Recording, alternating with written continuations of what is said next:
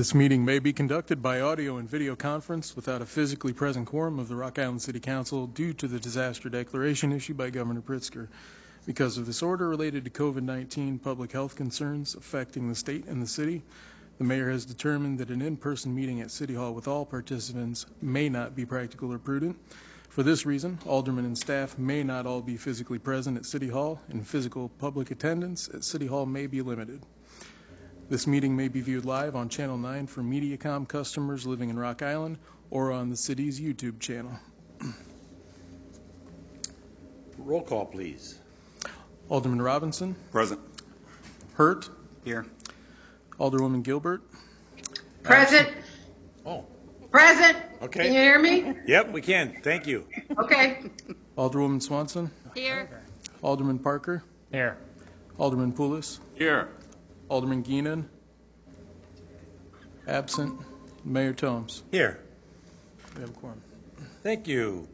QC passport presentation. Passport. I took the T out and put an S in there. Right. Passport. Passport. Thank you. Thank you all so much for allowing me to share with you this proposal that I've presented to Randy back in January.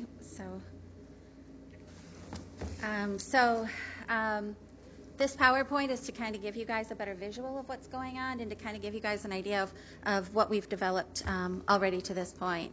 So what is QC Passport? Well, around 10 years ago, our city lost, I'm a Rock Island resident, and our city lost Audubon, and we lost Lincoln School, and we lost the Villa due to a fire, and it was all like within the same year.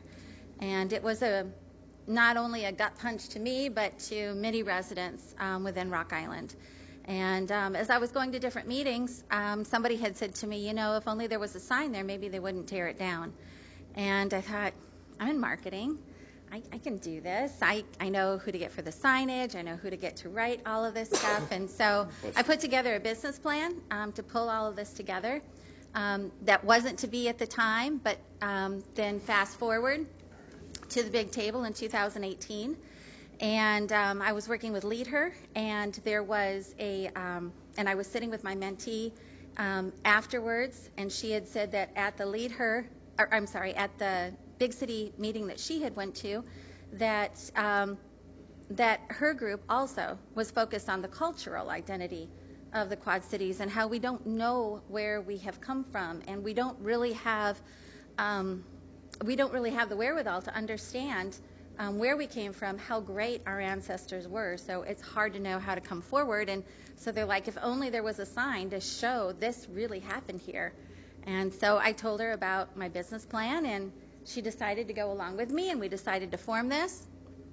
And then I talked with Dylan and I talked with Randy a few years ago about this as we were developing this.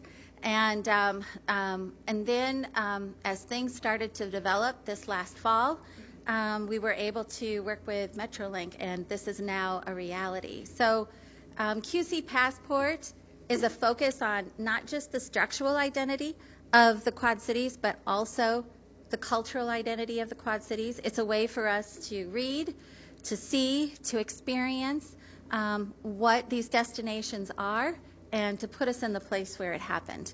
And we have got an incredible history. You know, I've got 3 examples up here, but there are literally hundreds of examples of what this area has to offer and where we come from.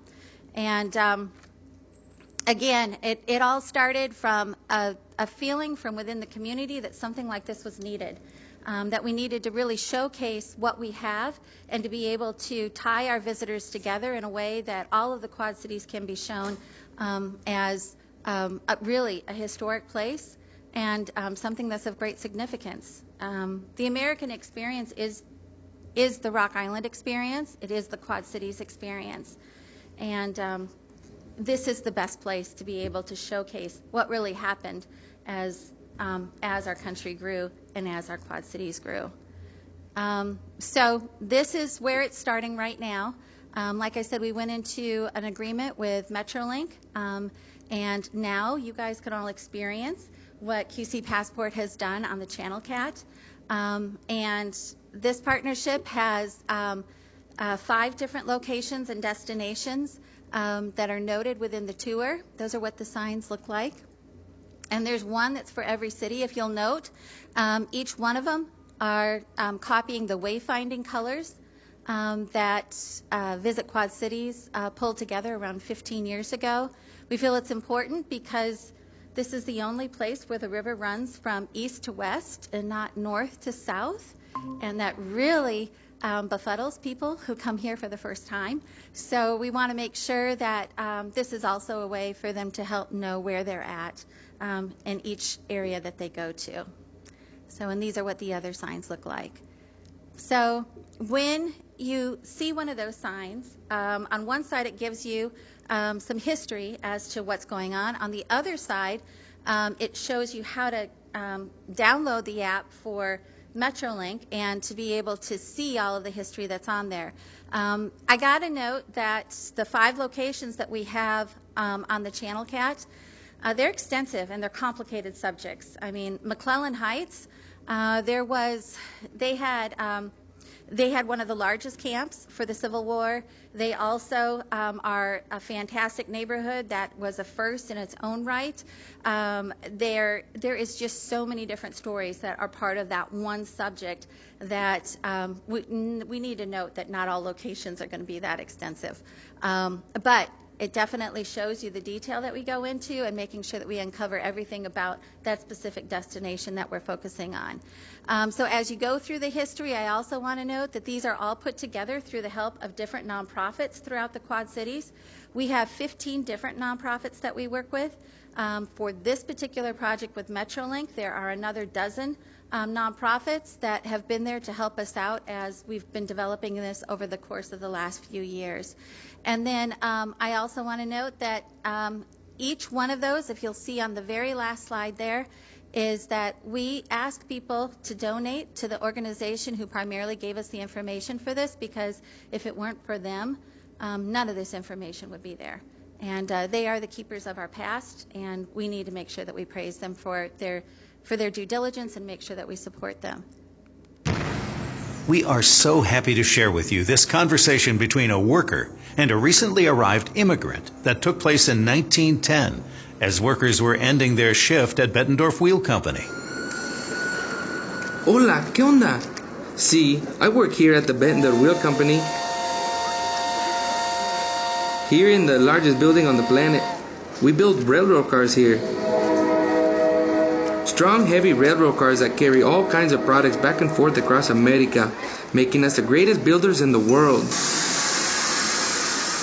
You see, it is hard work and very hot in the factory, and if you're not careful, you can get hurt badly. But the company will train you, and you learn one job at a time.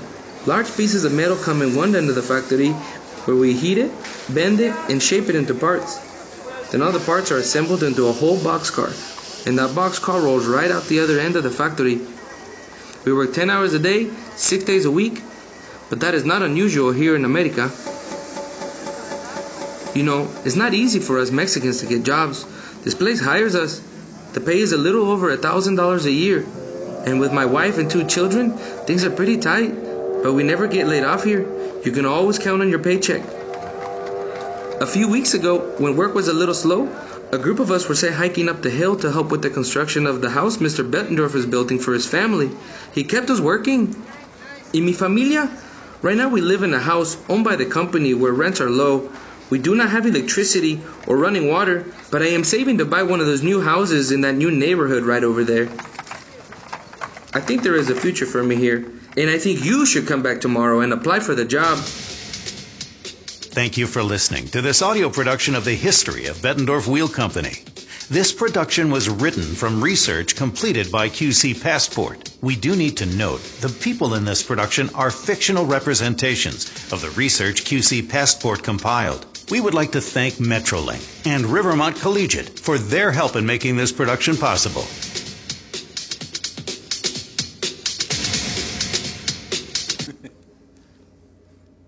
So each each one of these destinations has an audio production with it. We felt that that was a very essential part of this, and being in the place where it happens, to hear it, to experience it, to be able to see the characters that were a part of that destination really makes it come alive and really helps the imagination as far as what's going on.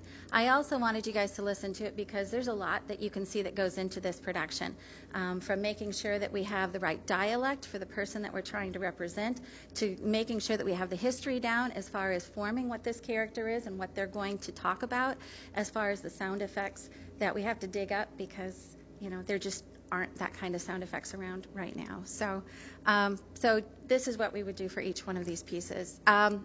Beyond this, our next step, and hopefully with the City of Rock Island being the first one, is that the other piece of this that we're going to do is we're going to develop a booklet. And we want people to have a physical passport, a passport to the past. And they're going to have an individual stamp that they're going to be able to put on, to put in their passport at every destination they visit. And we would want that to be produced for 2022. And then we would do that annually every year as new destinations come on board. And then as well as the signage and the booklet, we are also going to be adding prizes. So as more people get involved in this, we're going to want to get the local businesses involved. And as people gain points, we're going to encourage them to go visit these locations so that they can pick up their prizes or their discounts from the different participating stores. Because when somebody comes to visit an area, they really don't want to go see the national chain that's down the street. They really want to see what's happening in that particular city and what makes it so unique. And so we want to make sure that we highlight all of those wonderful businesses that make up our community. A big part of this is also giving back to the nonprofits. I'm on the Moline Foundation. I've been on a number of different boards. And, we are always focused on security first, and we need to be. We need to make sure that everybody's fed. We need to make sure that our basic needs are met. And then after that comes culture and comes the arts. But history tends to go last. And for this community, it's important that history climbs a little higher, because if we don't take care of this, it's going to disappear, especially on the cultural perspective. This piece is something so that we can make sure that we identify the cultures of everybody who came here, whether it be the Native Americans, the Jewish, the Hispanic, the African Americans, the Belgian, the Swedish, the Germans, the Irish, and if there's anybody else I forgot, I'm sorry. But we are going to explore all of those areas from their particular point of view and from the history that they would like to give.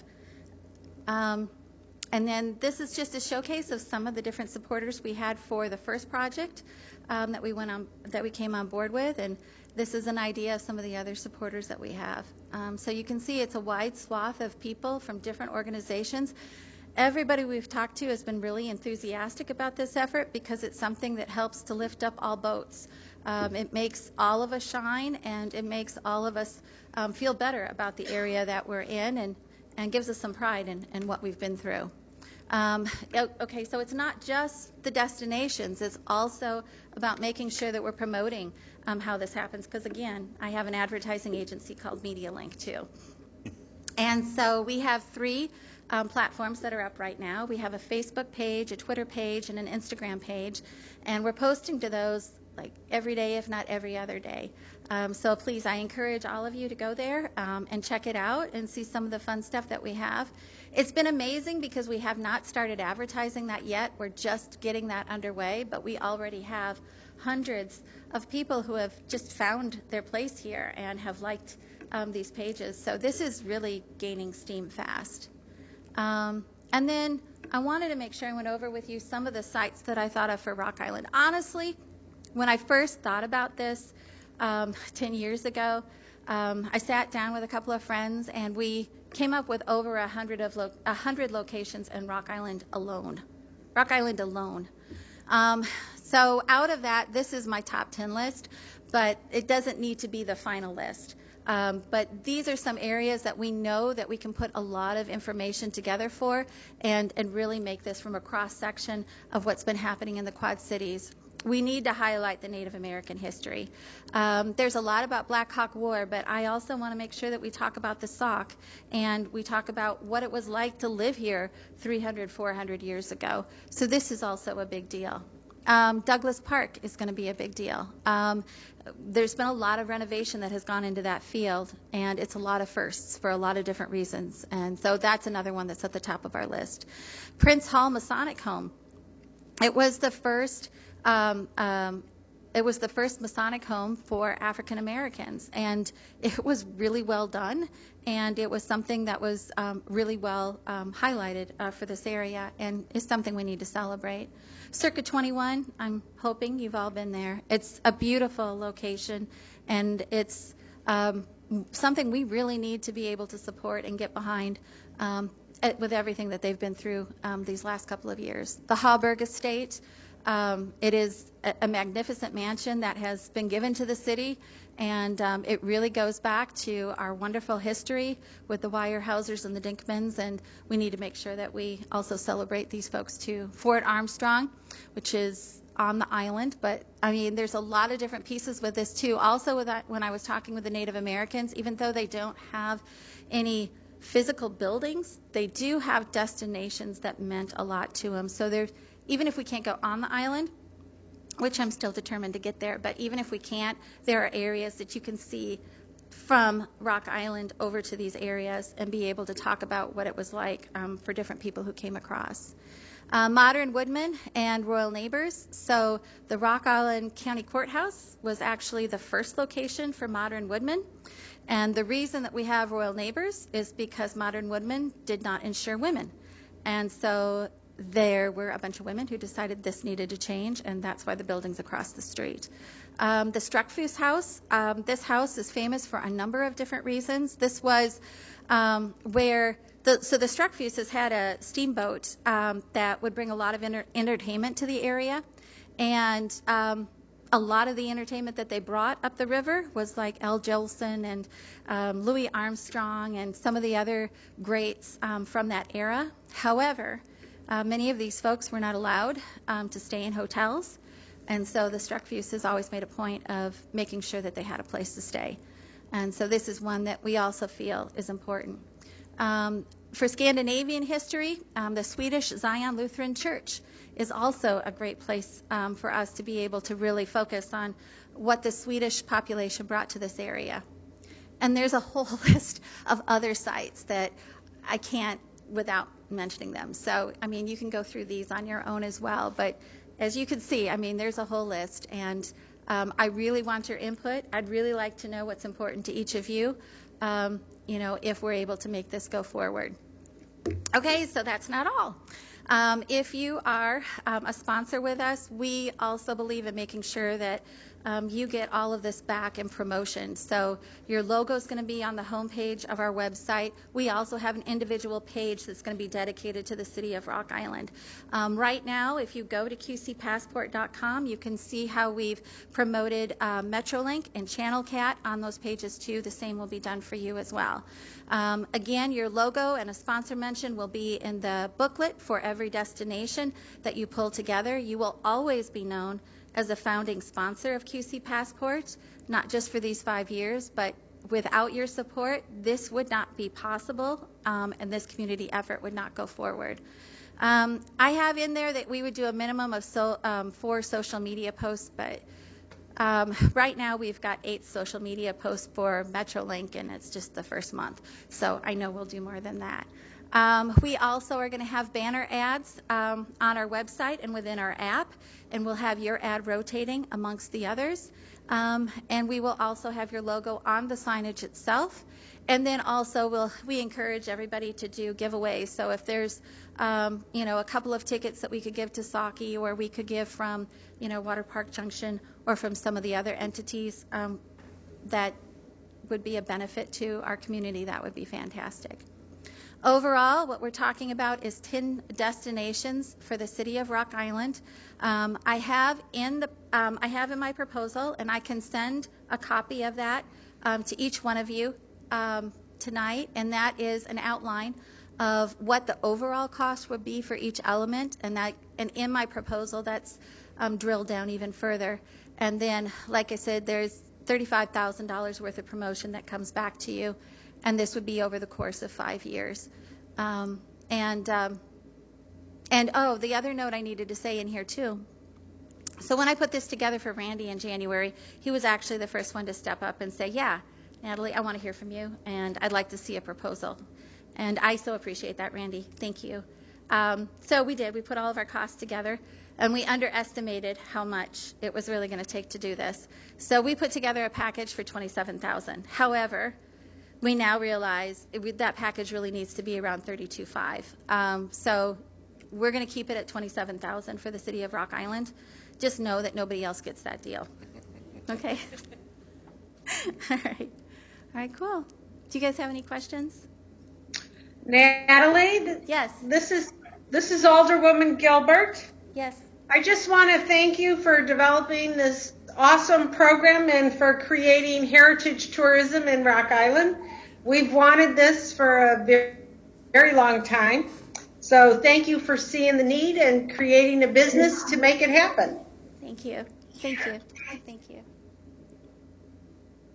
So, first off, I'll echo that, of course. I mean, I remember meeting with you down at Theo's 2-3 years ago, whatever it was, and very excited. This is good stuff. You know that I personally enjoy and support heritage tourism. I think it's our biggest asset here in Rock Island. So can you speak to the relationship between the city, Visit Quad Cities, and this effort? I mean, I understand. So we have agreed to use some of our hotel motel tax revenue to partner with Visit Quad Cities to do things like heritage tourism, and this is that. So can you speak to how this all kind of fits together? Well, I do know that that Visit Quad Cities has also signed a separate contract, so they will also be doing an additional 10 destinations for this, and for that we will also be promoting them as well. They have also said that they would also help to promote this as well, to make sure that this is part of what's going to be a part of that plan too. Sure. So. Okay. And then I guess I have two questions that are kind of the same. Basically, how do we increase your capacity to do more sites, right? If there's an organization that knows of some unique history in Rock Island that says, hey, you should do one about that, I mean, can organizations get involved? Yes. How does that work? Yes. So we have sponsorship packages available for other sponsors as well. Thank you for bringing that up, Dylan. So our focus is that to get this started, we really need the municipalities to be able to help us out. But to keep this going, we're going to need the community behind us. And so, yes, I mean, if there are different communities that would, or different organizations that would like to take hold of this and have, you know, different pieces that they would like to support as well, that would be fantastic. So maybe IMEG, my husband's in the audience, maybe IMEG, you know, from an architectural point of view, that might be an option. Sure.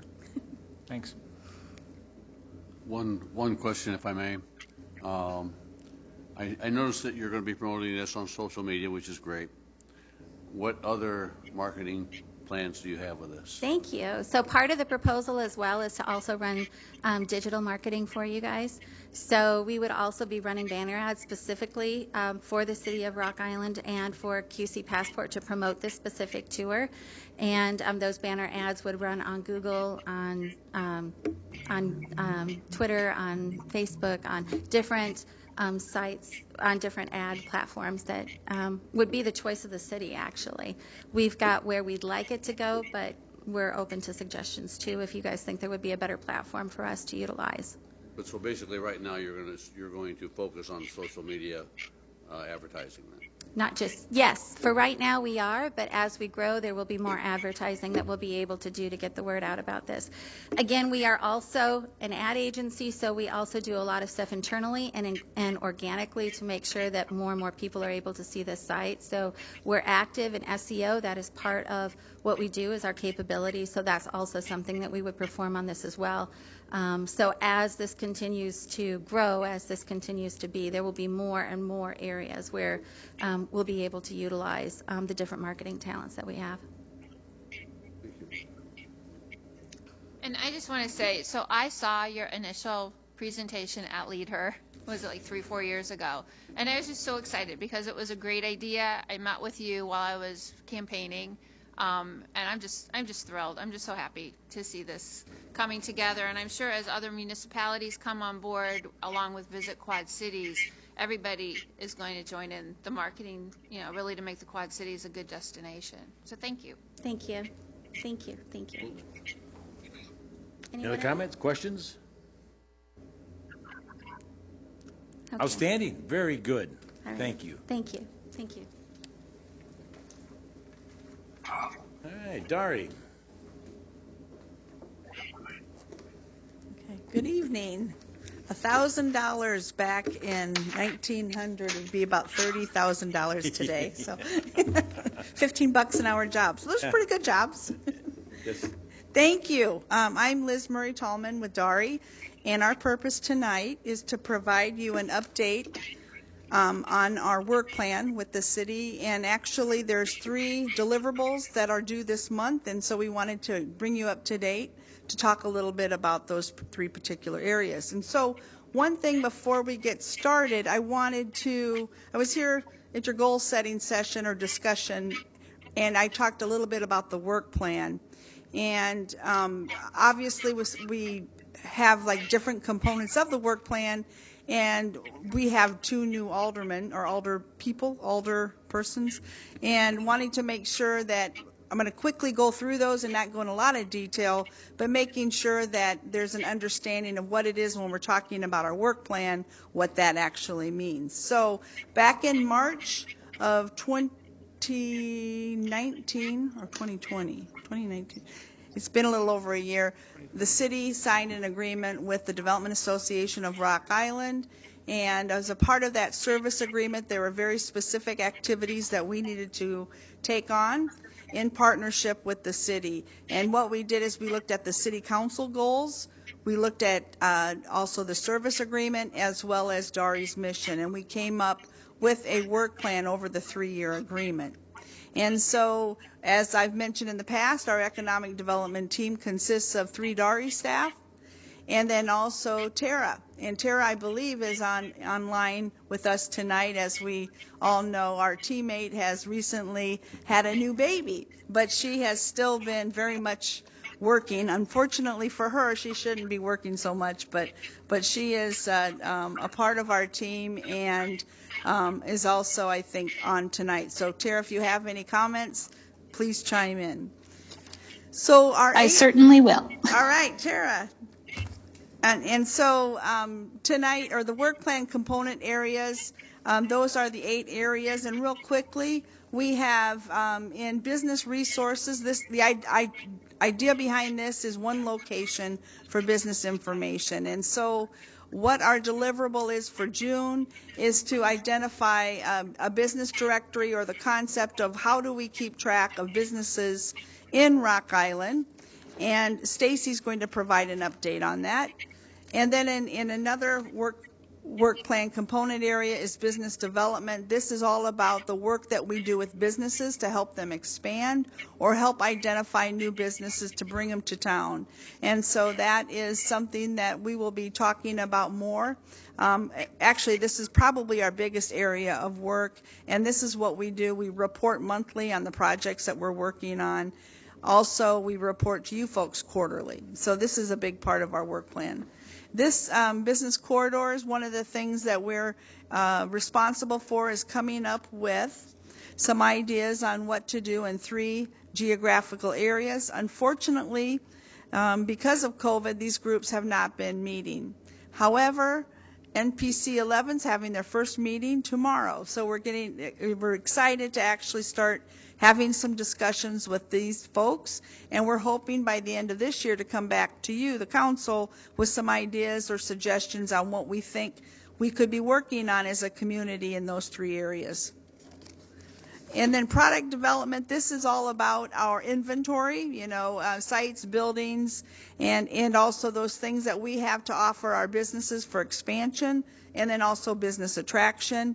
And one of the things that we've been working on is looking at our vacant properties. The city has quite a few Dari has quite a few, and so does Growth, another partner, and so does Habitat. So what we started doing with the Community and Economic Development Department staff is mapping these out and having information on what's available, and then also how do we use that in terms of inventory. So we will be talking more about that later this summer. And then housing, our job really is to promote residential programs and services to anyone and everyone that we have available in Rock Island. And one of the tasks that we were asked to do is to put together a housing resources guide. And so Morgan is going to talk about that tonight and give you an update on what we have come up with. And then also, as far as we did talk about some incentives, next month I'll be coming back to the council with another core area, and that is looking at what we recommend as potential incentives and programs related to basically economic development, but a part of that is also possibly residential. In terms of financial assistance, another core area is to develop a resource guide on how to start a business in Rock Island, and so Morgan's going to be going through that tonight. And then marketing and communication, another big part of our work plan is to come back to you by the end of this month with a marketing plan. And Morgan will be presenting to you at the June 28th study session. So we'll be talking about our marketing plan. And then the last area of our work plan is partnerships, and really this is ongoing. Everything we do, we work with others, and I've always said economic development's team sport, and the way we accomplish great things is by working collaboratively with all of our different partners. So, first off, we are going to have Morgan talk about Residential Resources Guide.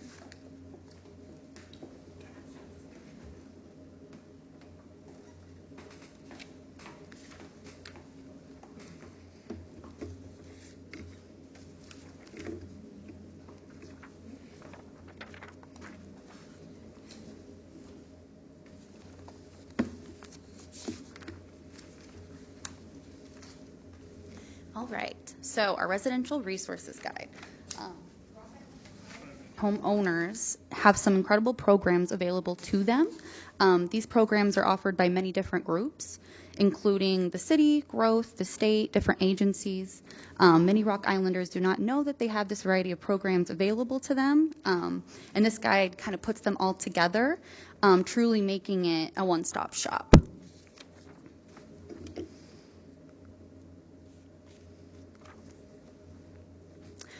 The guide currently includes 10 programs, including rehab programs, new construction programs, homebuyer assistance programs, and info regarding homebuyer education services. The guide currently includes 24 direct links as well. To access the Residential Resources Guide, it is located on our DARI website, rockislandforward.com. If you click the Live Here on our tab bar, you will find the guide. If you start scrolling down, the first program you will see is the Healthy Homes Lead program. Here you will find some background information about lead poisoning and why this program is important, and what the program can help with.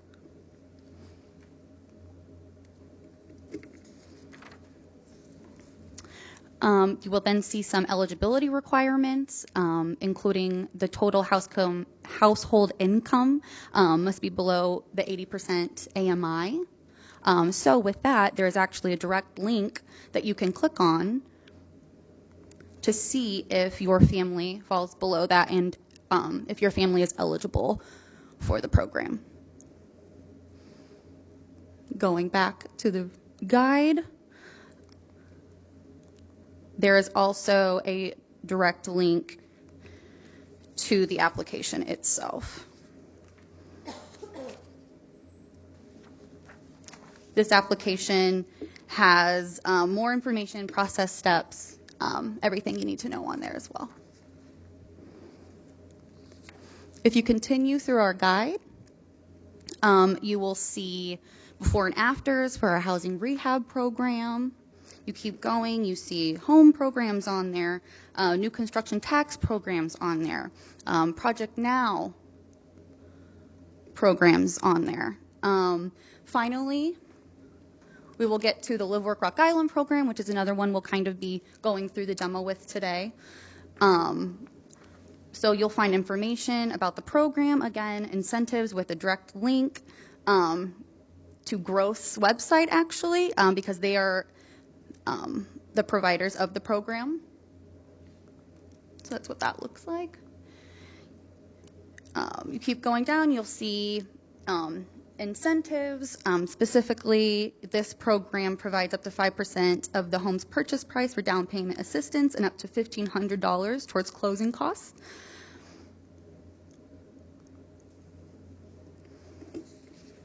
Eligibility requirements. And then finally, a direct link to our dedicated program page on the DARI's website.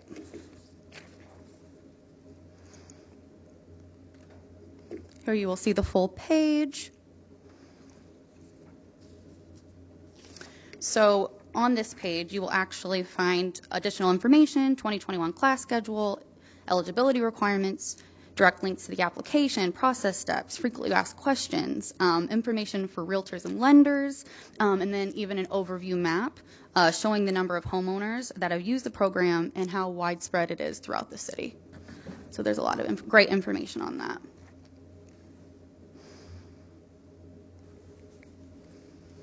As Liz says, I was also going to talk about our How to Start a Business in Rock Island guide.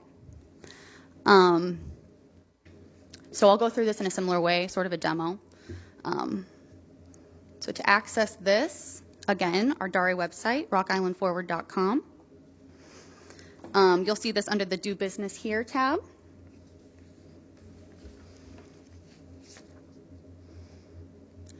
This is a 5-step program. Step 1 being writing your business plan. So I have information here explaining what a business plan is and why it's important.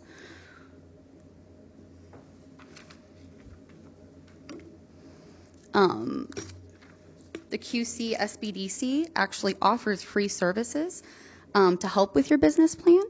And so I have direct link here to the Small Business Development Center services page, and our local contact information. Ann Fredericks is very helpful.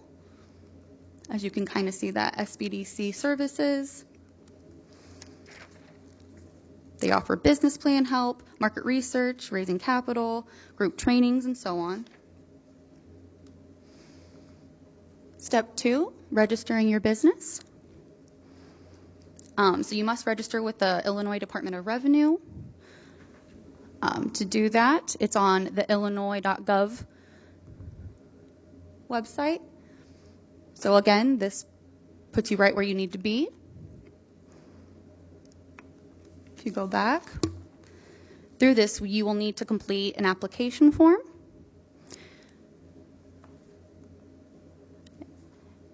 And you can get to that right through our guide.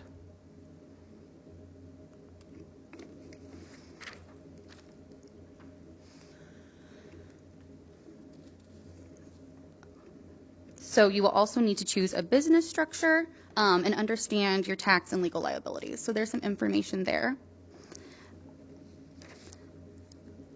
This links to the SBA.gov site. This has great information about the different types of business structures, really detailed information, everything you need to know. So here, we do not need to recreate the wheel. We just need to utilize the resources we already have available to us. Step 3, find and plan your space. So with this, the city's website actually has a pretty neat tool, as you can see here. So this is an interactive map of all the available buildings with sites and specs. So I don't know if you can see, but there's pictures, there's the square footage. You can click on all the location pins and check out, what location, what building would work best for you.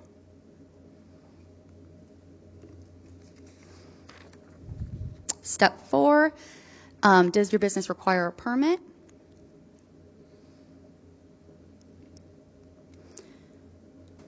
So on the city's website, it shows all the permits and licensing specific to Rock Island. And you can see them all here. And then finally, step 5 is take advantage of available resources. This is information about our Forward platform and how to access it.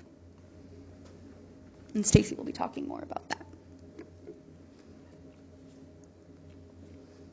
All right, we will move right into a little marketing update.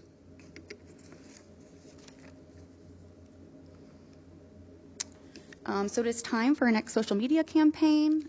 This is free marketing for our local businesses. We had a great response to the last one featuring local love, and we were able to reach a lot of people. So this campaign will be focusing on rallying behind our local businesses and how we as a community can help. We plan to send out an email through Forward sometime later this week. Okay, so I am going to go through briefly our marketing plan. I'll go into more details the 28th when we come back, but just a brief overview here. So why Rock Island? This is a campaign where marketing money goes back to the community, encourages community involvement, and creates a positive buzz. We will be asking the community to share their favorite things about the city, organically creating a positive image for outside communities, business prospects, and new residents by spreading the good news with an authentic message that positions Rock Island as a place to live, work, and do business with purpose. Focus areas: friendly competition with awards for best Why Rock Island piece, taking full advantage of the activity and attention, utilizing owned social media and incorporating video, and further positioning Dari as a reliable resource. Friendly competition with awards for best Why Rock Island piece. Who better to illustrate Why Rock Island, than our business owners, our kids, alumni, parents, coaches. Let them tell us why they love this city. If our community needs motivation to participate, we will be awarding a scholarship to a Rock Island high school student.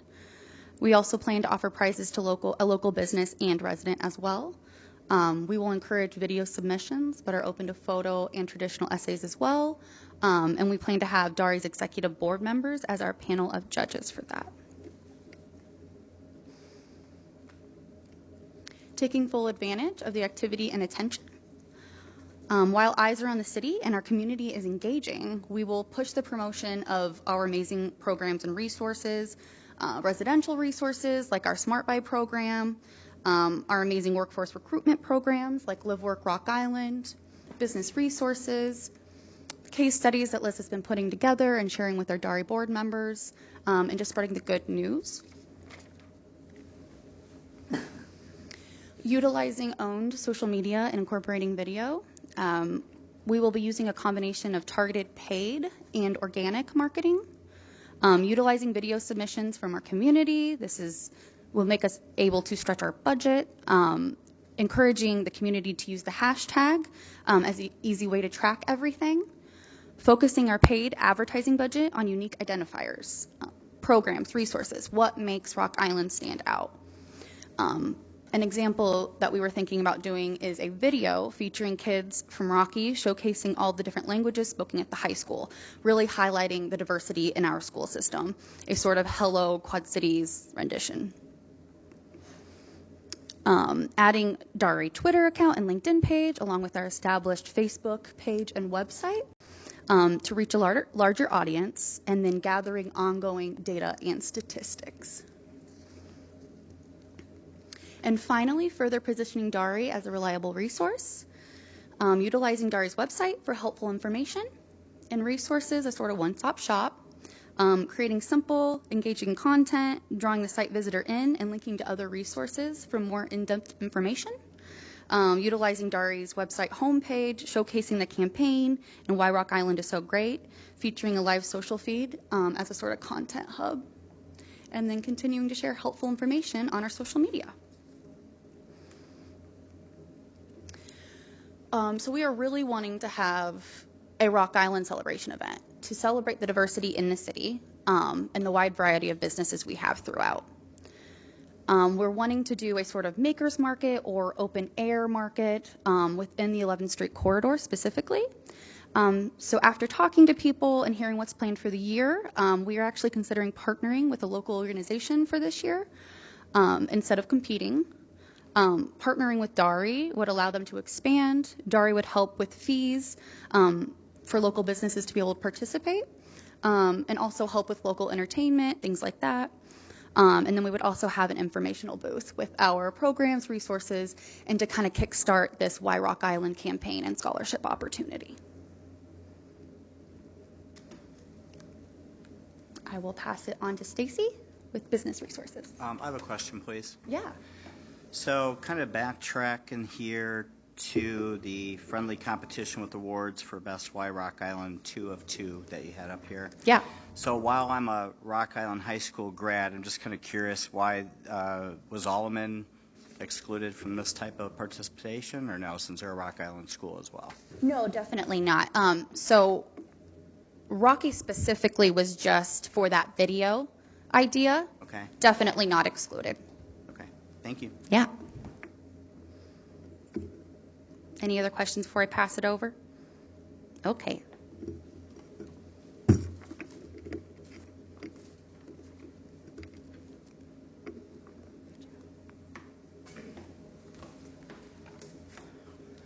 All right. Well, good evening. I'm Stacy McIntosh. I'm the program manager for DARI, and I look nothing like my picture, so I thought I would introduce myself. So I'm going to talk to you about business resources, but specifically the Forward platform. Forward hosts all of our resources, both locally, statewide, and federally, but we have a new look. So we noticed that all of the Forward or Live Stories pages were the exact same. And so I had a lot of businesses from Kentucky, Denver, Iowa, all over the place in our site, and I'm like, why? I don't get it. So anyway, they have gone ahead, and now when you go to our site, as you can see, you know it's Rock Island. It's the Centennial Bridge. It's pretty clear. However, we can change this at any point in time. Anything that might be going on, if we want to promote it through Forward, if there's any specific resource that has come out, we can change this at any point in time, so that really does highlight what's going on in Rock Island if we would like to. So when you log into here as an admin, wait, hold on. Let's backtrack and talk about what's new in Forward. So we have over 1,005 businesses inside Forward, part of this business directory. Currently, we have 95% of those emails and contact information. Obviously, we would hope to be at 100% right now, but we have been in the middle of a pandemic, and so we are to the point where it's actually stopping out to businesses to get that information. So we will be working on getting the rest of those. So we have quick metrics. We can see an overview of the businesses. The businesses can see their overview and what's going on. So that's new as well. We also can post, or the businesses can post their operating hours. By doing that, we can put a link on our DARI website. The city, we can provide that so that they can add their operating hours if they're still operating at less capacity, if there are shorter hours, anything like that. So we have that ability now. We can also upload documents. The business can themselves. So if there's W-9s that they need to do, taxes, licenses, anything like that, they can be uploaded, and then as they apply for resources, they can just attach it right from there. They don't have to scan, fax, attach, anything like that. It's all right in here for them. They can also add staff and owners or users. So they can have 25 users if they need to get into Forward now. Currently, there's 32 resources. That's also on a state, local, and federal level. And we can also track applications. The business can track applications. So if you are, let's say, DARI, and you go in here and you want to apply for 10 different resources that you feel your business would qualify for. And as a reminder, Forward will tell you if you may qualify, do not qualify, or if you do qualify. So it does that for you as long as you fill out your business profile.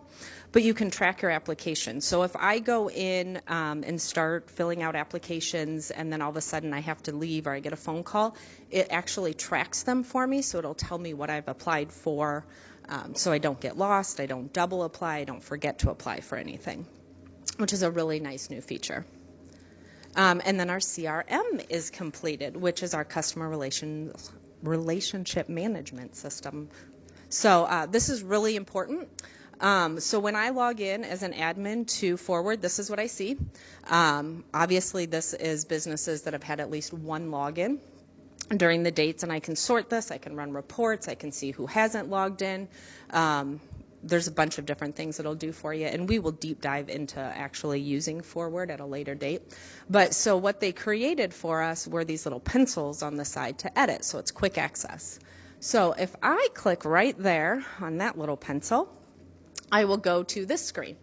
And so this is the CRM part of it. So I can type in here. So I forgot what business that was, and let me tell you, I can't read close up. A Touch of Class, I think. So if I go into this, you can see up at the top it says call, visit, or note. So I can document what type of interaction I had with this company. And then I can put the date on here, I can put, the time the call ended, started, and then I can say what type of activity it was. So I connected with them, I left a message, I left a voicemail. We can add to this where I sent an email, and you can copy and paste it into the comment section. And then as you go, every single note will be listed. Where it says every single note will be listed. I can also attach or add documents, photos and pictures are the same thing, but I can add whatever I want to this. And then you'll say, Stacy, why is this important? And I get to tell you that it's because myself, Liz, Morgan, Nathan, Tara, Miles, anyone who would have access to this can see all of the interactions.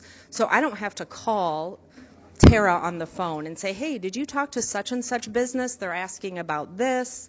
They said they filled something out, kind of what's going on. I can actually click into this while I'm talking to them on the phone, while I'm out with them, and it'll tell me all the interactions that have been had by the economic development team. So it's more efficient and more effective for us. So what's next? Because we are constantly changing and growing forward.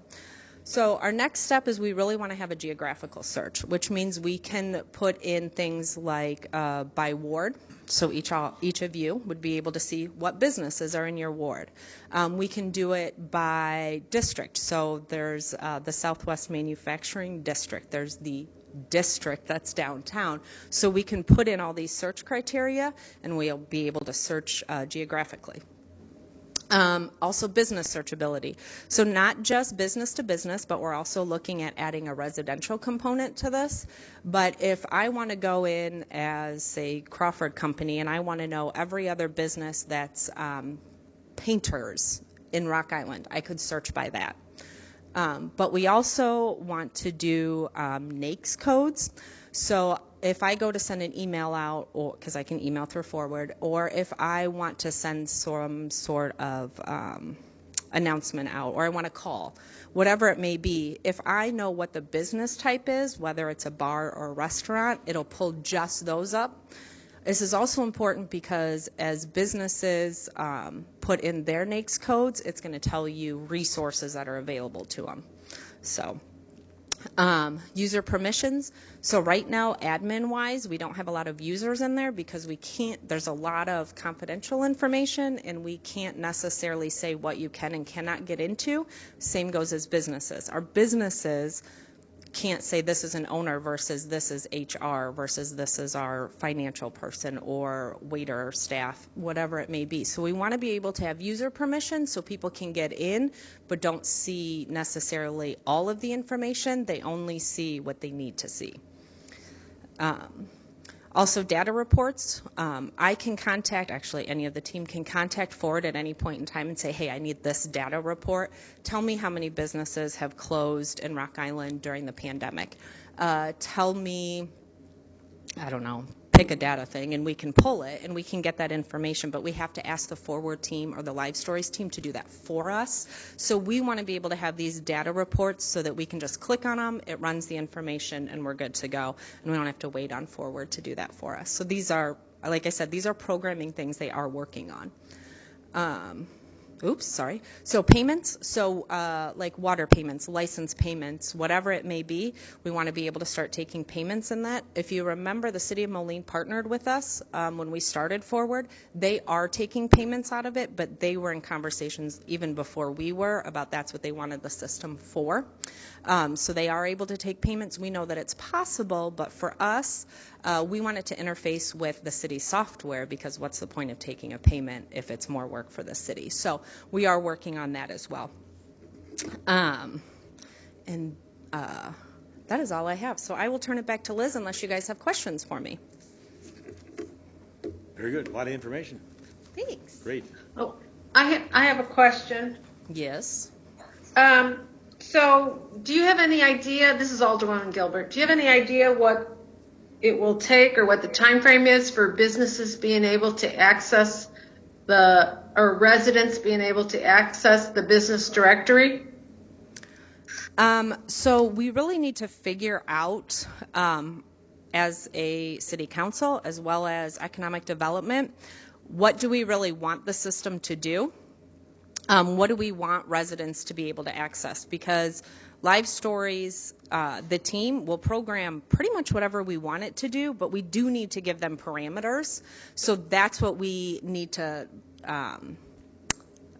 figure out, except at the same time, though, we created this for the businesses, so it is quite a bit down the line. We want to perfect it for the businesses first. I would love to tell you, hopefully we could have it within a year, but I make no promises. Stacy and Alderwoman Gilbert, excuse me. I know, sorry, the voice without a body, that is Tara. In one of the meetings we had with our Forward team, they demoed a feature that would be public facing, where if I was looking for a barbershop or a pizza restaurant, I could go into the public facing side of the portal, which could be placed on Dari's website or the city's website, and search for that. But I know that the team has done some pivoting like we all have during COVID.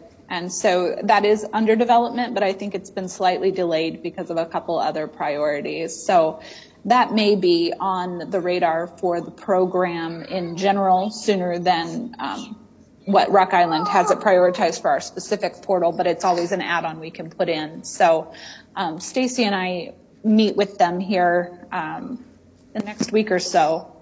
I think we've got one scheduled, so Wednesday, so very soon. And we can clarify the timeline. Thank you. All right, Liz, it's all yours. Well, I think that's really it. If you have any questions specifically about the residence guide, how to start a business, and Forward database, one of the things that we're going to do is have offer a deeper dive into Forward. How do you use it, and give you some training if you'd like as council members, and we'll do that over at Dari. So we're looking at possibly early July, maybe after the holiday. And so you can kind of see a little bit more detail what this system is, because it is pretty dynamic. And as Tara mentioned, our hope is that it can be a interactive system that people can use for if you want to find a barbershop or, those kinds of things. But at this point, right now, our focus is really on those resources for businesses, and that's how it's set up. One of the other things that we've done with this system, it was brought about because of COVID, and it was really to have that quick response to our businesses on how can we help you. And a lot of it had to do with the emergency grants that the city had, as well as state and federal funds. So one of the big pieces of this, it was quick quick turnaround for businesses to apply for on this system and receive some funding related to COVID response. So it started out as a quick fix to help businesses, and now we're looking at this as a long-term potential resource. So pretty good program or platform. Who has access to the system? I'm sorry if I missed that. Right now it's just us, and so what the game plan is in terms of what's next is having future components of different types of people or organizations that could actually access it. Right now it's just city staff and DARI staff, and then and that's why we'll have a little training. If you want a list of all your businesses, in your ward, that's one of the things we want to be able to do is eventually have you be able to go in and search your ward. But right now, it's whatever you want, we'll pull the information for you. And then hopefully we're going to be having these public-facing types of systems going forward. The biggest issue right now, quite honestly, is that because we've had businesses apply for financing on this system, they have a lot of confidential information, tax information, payroll, those kinds of things. So right now it is very specific to just really keeping it internal. Who's doing the programming for this application? It's called Live Stories. Is the company out of, is it Seattle? Seattle. And they actually approached Moline, Rock Island, I think East Moline. I don't know if that was in. We started with a lot, and it's So Rock Island and Moline have been the biggest users of this, and it's been a relatively inexpensive process for us to get involved with developing this platform. But they do cities all over the United States. But we've been kind of a guinea pig, in having them do different things. Like Moline actually does payments, water bills, those kinds. Not water bills. It's a water bills on their system. So, we're kind of like how to do different things. It's kind of working with them. We've got a lot of development out of them, which has been kind of neat. There's a number of other cities throughout the country that are using it also. So who houses the database with all this data?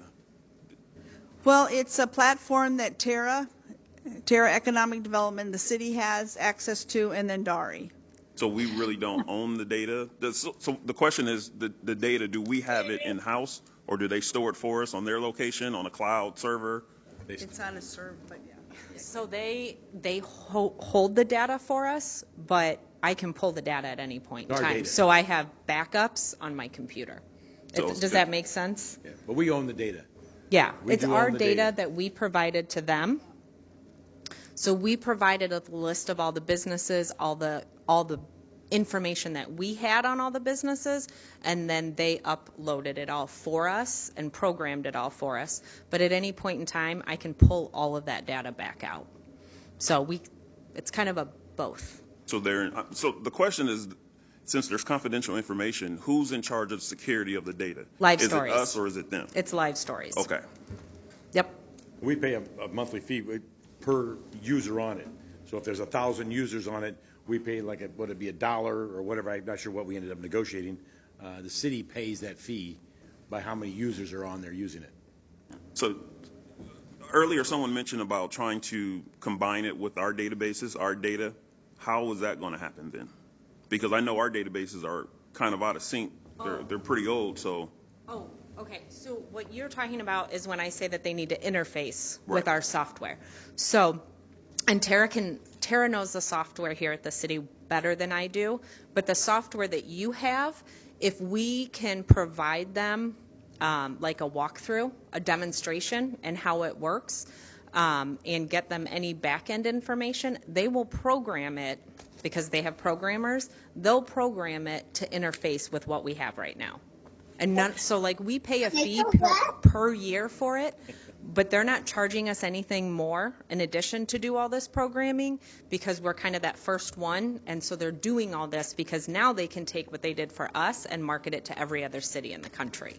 So they'll do what we want to do. We just have to give them time, and that's the biggest problem, because they have other people besides just us. So Yeah, so Stacy, you mentioned the interfacing you were just talking about. So the city of Moline, one of their priorities was the ability to run liquor license renewal through this program.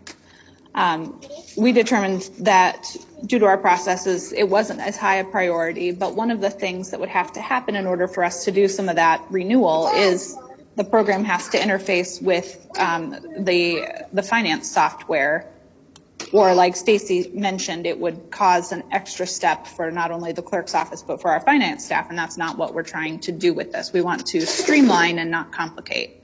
So that's been a back burner objective for us, because working through the interfacing of the two programs can be quite a lot. Or we have a couple different programs we've been using for applications for a variety of different city programs. Could forward interface with those? It potentially could, but at this point during COVID, we decided to focus on the regional and state and federal grants that were available instead of our local ones. Hi, Atlee. Liz? Yeah, I apologize. No. Atlee's on TV. Liz? Yes. This is Alderwoman Gilbert. So great guides on residential programs and starting a business. This is an observation, not so much for Dari, but for the city.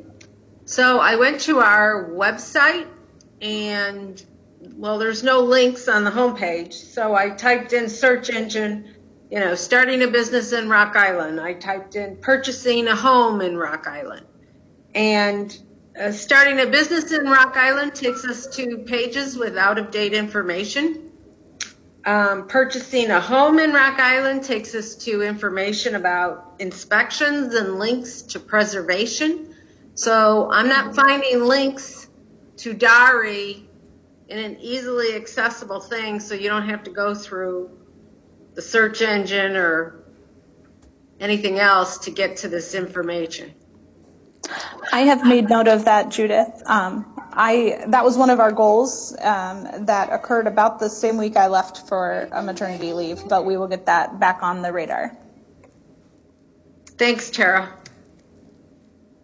I would just expand on that, not to be a broken record, but effectively what we're talking about is needing a communication plan, no matter what we are communicating, whether it be this resource from Dari about starting a business or building a home or Red, White, and Boom or Passport or anything, right? I mean, we have no real plan as to how we communicate publicly.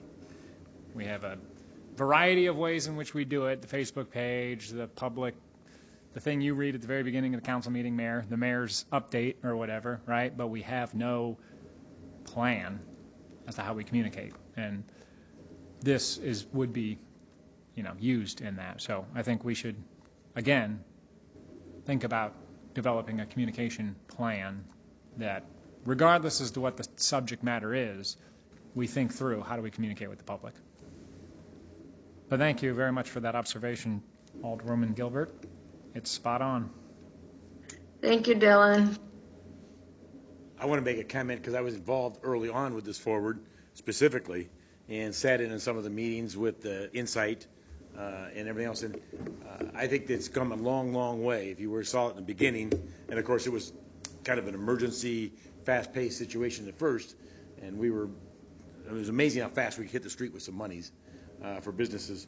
But to be able to circle back around and not just sit on our laurels. And so I commend you, everybody, Tara and Stacy, I know specifically on Forward, have been working hard at it. And so thank you. It's come a long ways, and of course, a ways to go, but to make it a very useful tool in a number of different ways. It's amazing. We were very fortunate to be kind of the prototype beta with this company, us and Moline, and so they've been very easy, expense-wise and also flexibility to be able to work with. They do, like I say, we're the beta, so they don't charge us for a lot of these changes or additions. But in turn, you have some pains you live through and time lags and everything else, but it's come a long ways. Not to rattle on, but it's come a great way, long ways, and so thank you. But for all the presentation here, not that there may be other comments, but marketing has come, continues to move right along, and economic development, and so thank you. I just have one question. So throughout the whole process of building this application, did we include anyone from our IT department to sit in with this? Tara. I mean, I love the application. I love the application, but I think we just need to continue to think outside the box and see how we can incorporate this with what we have internally with the city. So if we don't include our IT department, who might be able to have some great conversation with the developers of how to do that or give us some advice of what we need to do to continue to move us forward, I think we're just going to be spinning our wheels and creating, individual projects and not finding a way that we can just bring them all together. Because I can see the potential with this, like we were talking before about how we can communicate with our residents. There's a way that you can document so when we have nuisance complaints and stuff like that, we can see who actually took part in that discussion. Instead of now, we have to wait and get on the phone and call and see who did what, what was the outcome of it. So I see, excellent potential with this project and with this application. But if we don't include IT, and it's an IT function, and it's going to be using some of our resources, we're kind of, you understand what I'm saying? Yeah, absolutely. Yes, and I totally hear that. I've made a note of it as well, Moses. We have had conversations with forward staff about interfacing, but we haven't brought everyone together yet.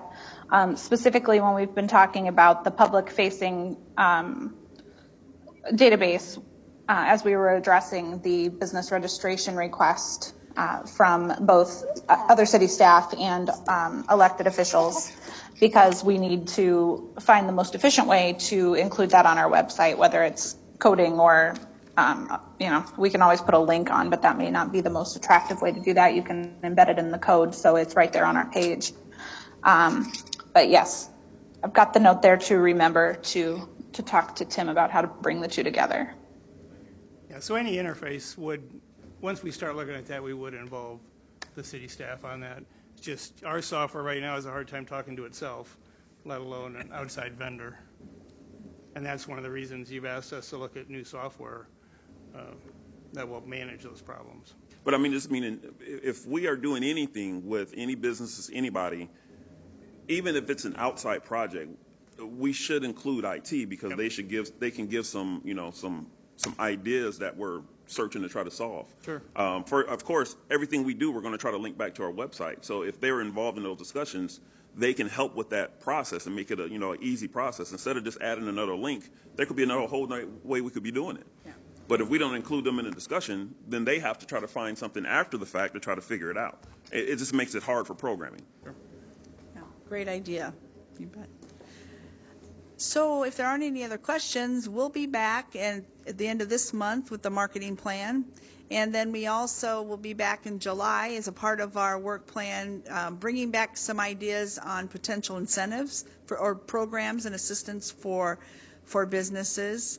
And then again, we'll be getting back to all of you if you'd like to come have a forward deeper dive one-on-one. We're looking after the 4th of July. So we'll reach out to you folks by email and see when you might be available.